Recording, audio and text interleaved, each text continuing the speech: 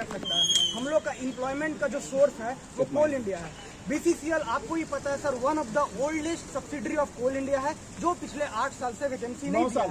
9 साल और बाकी जो भी वैकेंसी आता है वो इंटरनल आता है। तो हम लोग का कहना यह है सर कि जो ऑलरेडी एम्प्लॉयड है उसको आप बढ़ा रहे हैं, और जो यहाँ पे डिप्लोमाधारी और बीटेकधारी सिस्टम का पुर्जा गुर्दा regulation mines act mines rule vacancy, तो हम सीट भी वैकेंट है सर। सीट भी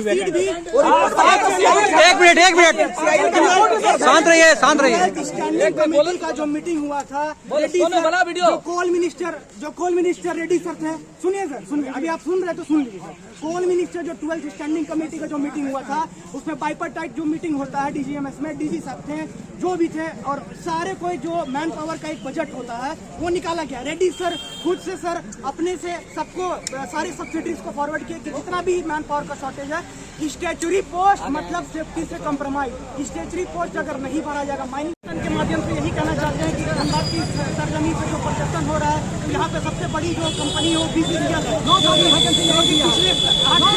पिछले 8 से 9 साल से जो वैकेंसी नहीं दिया है, पूरी सरासर धांधली है सर, ठीक है, क्योंकि बीसीसीएल जो है one of the most oldest subsidiary of the Coal India, ठीक है। यहाँ पे अगर वैकेंसी नहीं मिलेगा तो हम लोग कहाँ जाएंगे?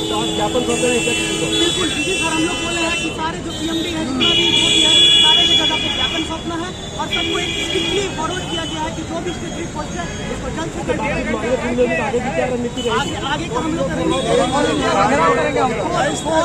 कोल इंडिया के सर जो चेयरमैन कि जो भी एमडीओ मोड में काम चल रहा है, जो भी निजीकरण हो गया माइंस का, उसके प्राइवेटाइजेशन जो माइंस का हो गया है, वो बहुत ही ज़्यादा हम लोग के जो माइनिंग स्टूडेंट है उसको इफेक्ट कर दिया है, जिसके कारण हम लोग को अपॉर्चुनिटी नहीं मिल रही है, एम्प्लॉयमेंट का जो जरिया है वो नहीं मिल रहा है। और हम लोग जो है सबसे बड़ी धांधली। तो आज क्या कर रहे हैं आप लोग? ये प्रदर्शन क्या करेंगे? आज हम लोग का सबसे बड़ा मुद्दा ये था, जैसा कि हम लोग सब जाते हैं, director general of mine safety Dhanbad का एशिया लेवल का एक ऐसा ऑफिस है जहाँ पे डीजी सर बैठते हैं, वो पूरा ऑल ओवर इंडिया में एक ही पोस्ट है। हम लोग उनके पास अप्रोच किए कि हम लोग का बात को जो है कोल इंडिया तक पहुँचाया जाए, और आपका जो भी है एक स्ट्रिक्ट एक्शन लिया जाए, क्योंकि सेफ्टी का काम देखना डीजीएमएस का है। तो वहाँ से हम लोग को बहुत पॉजिटिव रिस्पॉन्स मिला है। वहाँ पे ये भी बोला गया है कि हम लोग जितने भी सीएमडी हैं, सारे सब्सिडरी के डायरेक्टर टेक्निकल है, सारे को बिल्कुल सारे को लेटर फॉरवर्ड किया जाएगा, ताकि विदिन 6 मंथ का हम लोग को उसने आश्वासन दिया कि विदिन 6 मंथ जितना भी स्टेटरी पोस्ट है जो भी है वो सबको भरने का काम किया जाए, पहला बात। और दूसरा, जो 3-4 साल से जो वैकेंसी नहीं आया है,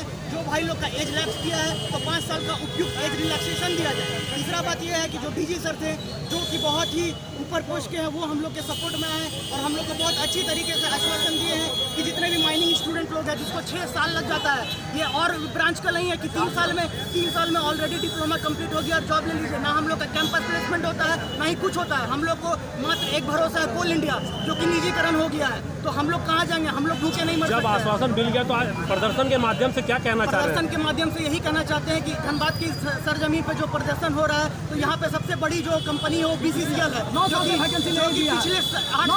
पिछले 8 से 9 साल से जो वैकेंसी नहीं दिया है, तो ये सरासर धांधली है सर, ठीक है, क्योंकि बीसीसीएल जो है one of the most oldest subsidiary of the Coal India, ठीक है। यहाँ पे अगर वैकेंसी नहीं मिलेगा तो हम लोग कहाँ जाएंगे? तो आज ज्ञापन सौंपेंगे क्या किसी को? बिल्कुल डीजी सर, हम लोग बोले हैं कि सारे जो सीएमडी है, जितना भी जो भी है, सारे की जगह पे ज्ञापन सौंपना है, और सबको एक स्ट्रिक्टली फॉरवर्ड किया गया है कि जो भी स्टेटरी पोस्ट है उसको जल्द से जल्द। बावजूद मांगे पूरी नहीं होगी तो आगे की क्या रणनीति रहेगी? आगे का हम लोग का रणनीति कोल इंडिया के सर जो चेयरमैन सर है पीएम प्रसाद, जो कि बहुत ही हम्बल किस्म के आदमी है, तो हम लोग का ये पूरा भरोसा है कि वो हम लोग के बात को सुनेंगे, और अगर यहाँ पे कुछ हम लोग का स्टेप नहीं सुना गया तो हम लोग कोल इंडिया जाएंगे सीधा। डॉक्यूमेंट्स का ले लीजिए। कोल इंडिया का डिसीजन कौन करो?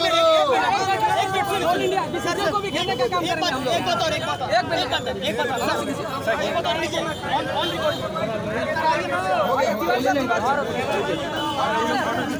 बात